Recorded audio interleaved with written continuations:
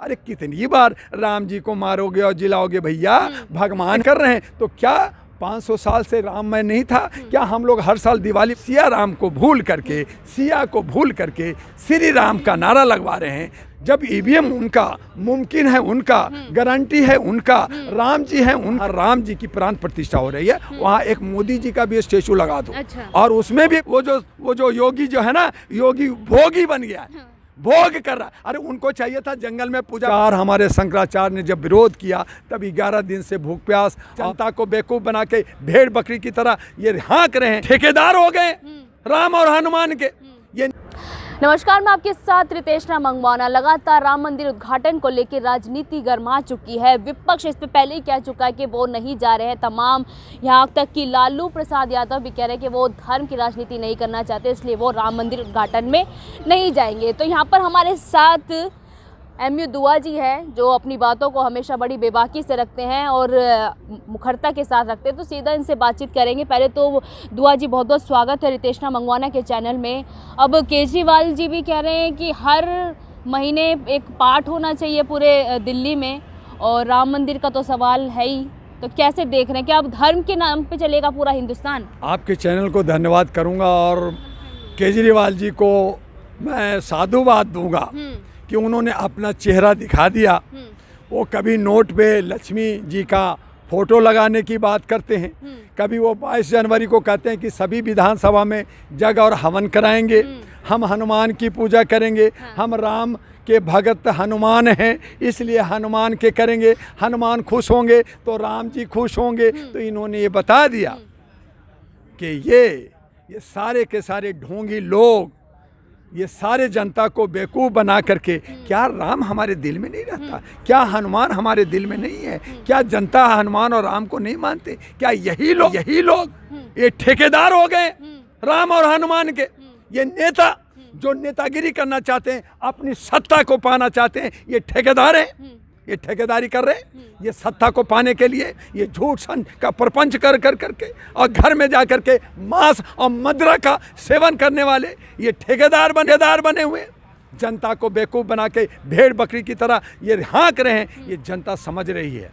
लेकिन मैंने कहा कि अगर 2024 में तुम जिस तरह से भी तुम भटका दो, अगर ईवीएम हट जाए, ईवीएम को हटा दो तो तुम्हारा जीना मुश्किल हो जाएगा, तुम्हारा जीतना मुश्किल हो जाएगा। लेकिन वो कह रहे हैं नहीं, मैं तो ईवीएम नहीं हटाऊंगा, और अगर मैं जीत गया तो मैं नहीं कहूँगा कि ईवीएम से चोरी किया, मैंने तो जो है राम के नाम पे जीता, मुझे तो हनुमान जिता दिया, मुझे तो मैं विष्णु का अवतार था इसलिए जीत गया। तो ये सब बेवकूफ़ बनाने वाली बात है। जनता जाग गई है। डॉक्टर दुआ पिछले 37 वर्षों से मानवाधिकार का raise your voice on human rights की अवेयरनेस दिया है। लोग जाग गए हैं और अपने हक और अधिकार के लिए लड़ेंगे और 2024 में ईवीएम हटा करके और बैलेट से चुनाव करेंगे। और इसके लिए दिन प्रतिदिन पूरे भारत में इस पे जन आंदोलन चल रहा है और इलेक्शन कमीशन को झुकना पड़ेगा, और नहीं झुका तो हम इसका ईवीएम का बहिष्कार करें। तो ओवैसी फिर सही कह रहे हैं कि केजरीवाल RSS का छोटा रिचार्ज है? बिल्कुल सही कह रहे हैं, बिल्कुल सही कह रहे हैं कि ये लोगों को नहीं समझ में आ रहा था। दिल्ली के मुसलमान और दिल्ली के जो ऑटो वाले थे, गरीब थे, ये जो सोच रहे थे कि केजरीवाल मुझे मुफ्त का बस में घुमा रहा है, मुफ्त का बिजली दिया है, और केजरीवाल जो है मेरा भगवान है, ये कृष्ण है, ये सब हम टूट गया है। अब पता चल गया है कि केजरीवाल जो है ये बीजेपी का B ग्रुप है। जैसे ओवैसी B ग्रुप है, वैसे ही केजरीवाल और न जाने कितने ऐसे जयचंद, कितने ऐसे दोगले लोग हैं जो देश को बर्बाद करना चाहते हैं और सत्ता को खाली हासिल करना चाहते हैं, जो बीजेपी और RSS के इशारे पे काम कर रहे हैं। अच्छा, राम मंदिर का 22 जनवरी को उद्घाटन है, पूरा देश राममय में विलिप्त हो जाएगा।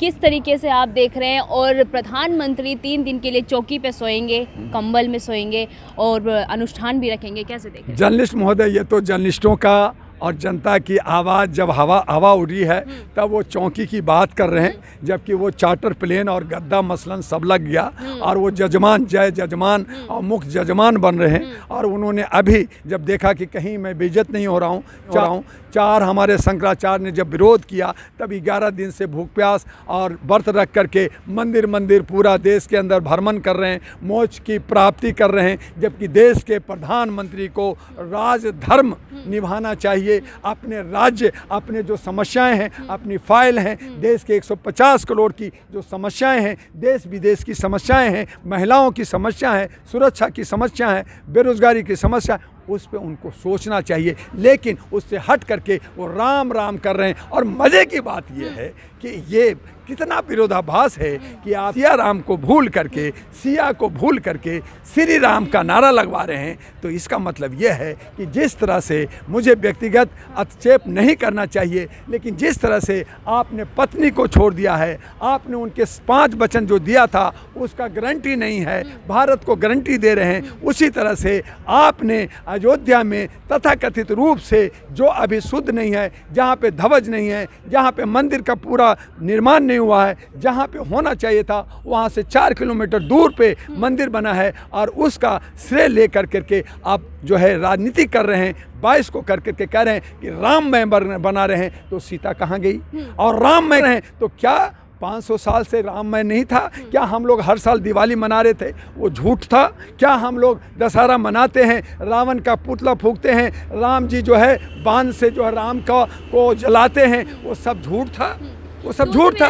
क्या 22 तारीख से राम जी आएंगे और राम को आदर्श चलेगा, एक ही तालाब में जो है बकरी और गाय भैंस और शेर जो है पानी पिएगा? क्या आप वो करेंगे? मैं पूछूंगा ना 22 जनवरी के बाद। मेरा सवाल ये है, रामनवमी पे उद्घाटन ना करके 22 जनवरी पे उद्घाटन करें, कहीं ना कहीं लोकसभा चुनाव का पेच इसमें लगाया जा रहा है। राम बिल्कुल सही कहा कि ये लोकसभा ये सिर्फ सत्ता के लिए, हमारे के यहाँ एक नहीं ये 4 दिवाली बना दे, एक नहीं अब ये करेंगे, उसके बाद में ठीक है नहीं जी फिर मंदिर पूरा हो गया, फिर बाद में प्राण प्रतिष्ठा होगा, फिर दूसरी की पार्टी आ जाएगी, वो कहेगा नहीं जी ये गलत हो गया, फिर से प्राण प्रतिष्ठा। अरे कितनी बार राम जी को मारोगे और जिलाओगे? भैया भगवान है वो, हमें जिलाते हैं, हमें पालते हैं, उनको तुम जिलाओगे, तुम मारोगे।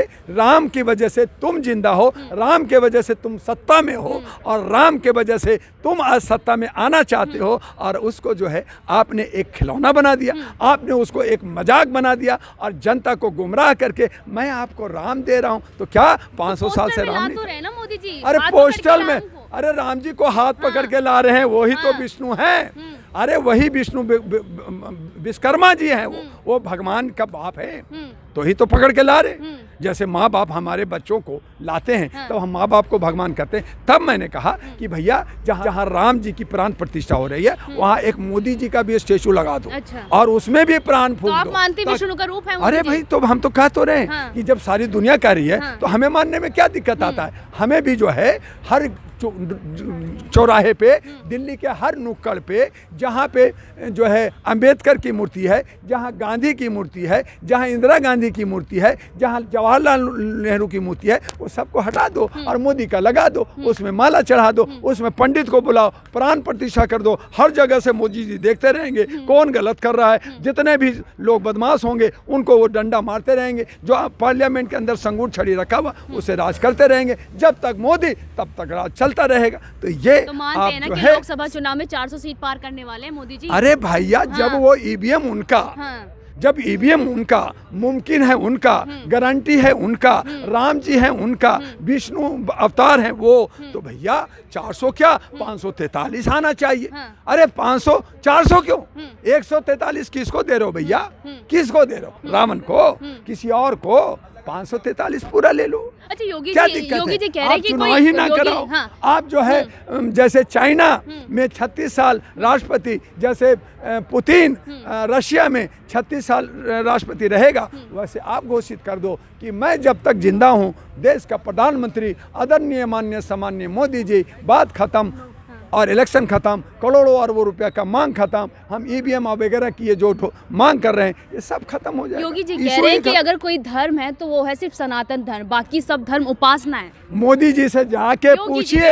अरे योगी जी, हाँ। अरे बड़े योगी बनते हैं, मंदिर में पूजा करते हैं, उनको पूछिए कि सनातन वर्ण है जिसके अंदर 6737 जातियां बनाई गई, आप धर्म बोल रहे हो? अरे पता ही नहीं है कहाँ से मंदिर में बन गए। अरे वो है ना योगी भोगी बन गया है, भोग कर रहा है। अरे उनको चाहिए था जंगल में पूजा पाठ करना, उनको चाहिए था हिमालय में जाकर के तपस्या करना, और वो भोग कर रहे हैं। वो कह रहे हैं बुलडोजर चला दिया, मैंने कहा बदमाशों को खत्म कर दिया, ईवीएम में चोरी कर रहे हो, डकैती तुम कर रहे हो, तुम जो है माफिया बने हुए हो, तुम मनी माफिया और मीडिया के मार्फत सरकार चला रहे हो और कह रहे हो कि सनातन धर्म। अरे ना हिंदू धर्म है ना सनातन धर्म है, हिंदू जो है समुदाय को कहा जाता है और सनातन वर्ण है, ये समझना होगा जनता को। और जो को बेवकूफ़ बना रहे हैं ऐसे योगी को, भोगी को हम लोग नहीं मानते। चलिए, बहुत बहुत शुक्रिया बातचीत करने के लिए। हमारे साथ एमयू दुआ थे। पर देखना ये होगा, ईवीएम का मुद्दा भी उठ रहा है, राम मंदिर तो है ही चर्चाओं में, तो देखना ये होगा कि अब ईवीएम का मुद्दा इस बार